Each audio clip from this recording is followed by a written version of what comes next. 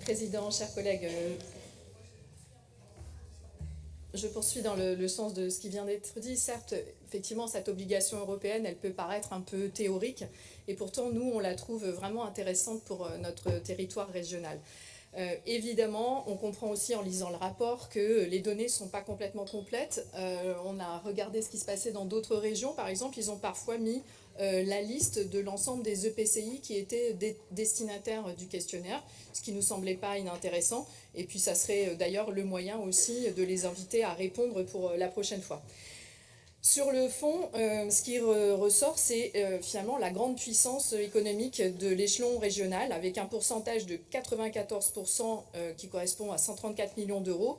Donc si on le met en vis-à-vis des 6% qui proviennent des EPCI, on voit bien à quel point en fait il faut tenir compte de la coordination stratégique de nos politiques à ces deux échelles. Et pour nous, c'est vraiment la leçon principale de ce document, puisqu'on a autant de pouvoir bâtir ensemble les politiques économiques avec les deux échelles des EPCI pour une meilleure coordination territoriale. Ça nous paraît très intéressant.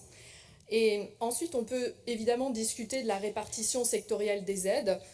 C'est vrai que ce chiffre de 16% destiné à l'environnement peut questionner dans le cadre de l'équilibre des trois documents SRDE2I, feuille de route néo-terrain et programme usine du futur. On peut trouver que c'est beaucoup ou pas assez. Bon, nous, on aurait tendance à dire que c'est pas assez.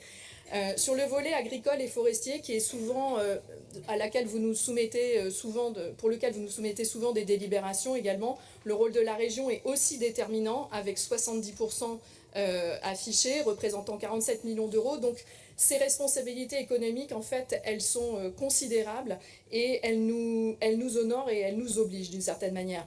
Donc ce rapport, on le trouve utile. Évidemment, c'est sa première expression, donc c'est relativement imparfait, c'est normal.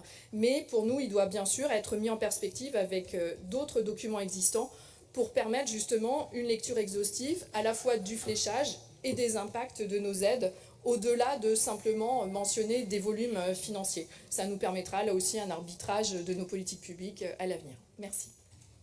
Merci et merci à toutes les équipes parce que c'est un travail important. Mais